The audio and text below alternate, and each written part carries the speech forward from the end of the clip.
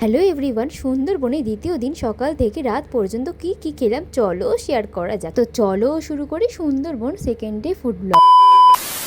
ঘুম থেকে উঠতেই হাতের সামনে পেয়ে গেলাম চা। খেয়ে উঠে পড়লাম লঞ্চে, আর সেখানে যেতে না যেতে ব্রেকফাস্টের জন্য দিয়ে দিল লুচি, চানা মটর, পান্তুয়া। তারপর তো আবার চা দিয়েছিল, আর প্রকৃতির এরকম ফিল নিতে নিতে চাটা শেষ করি, আর দিয়ে দিল এখানে চিংড়ি মাছের পকোড়া। হ্যাঁ, এবার অনেকেই বলবে চিংড়ি মাছগুলো এত ছোট ছোট কেন। আরে ভাই, কোন জায়গায় 2900 টাকায় 2 রাত 3 দিন খাওয়া, সারাদিন লঞ্চে স্টে করা, বিকেলের পরে হোটেল পাবে, আগে পাও তো, তারপর চিংড়ি মাছগুলো ছোট ছোট দেখবে, সাথে আরো অনেক কিছুই মনে হবে। তো লাঞ্চে বসে পড়লাম। লাঞ্চে ছিল গরম গরম ভাত, ডাল, সাথে গন্ধরাজ লেবুর রস, আহা, আলু ভাজা। এরপর দিয়ে দিল ইলিশ মাছের মাথা দিয়ে কচু শাক। শুধু ইলিশ মাছের মাথা দিয়ে কচু শাক নয়, সর্ষে ইলিশও আছে। ইলিশের সাইজটা দেখেছো তো, বেশ বড় কিন্তু।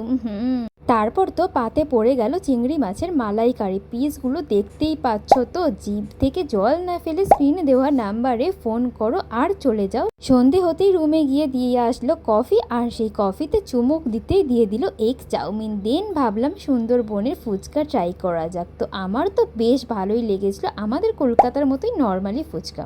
আর ডিনারে হয়েছিল ভেজ ফ্রাইড রাইস, চিকেন কষা। Thank you for watching, by.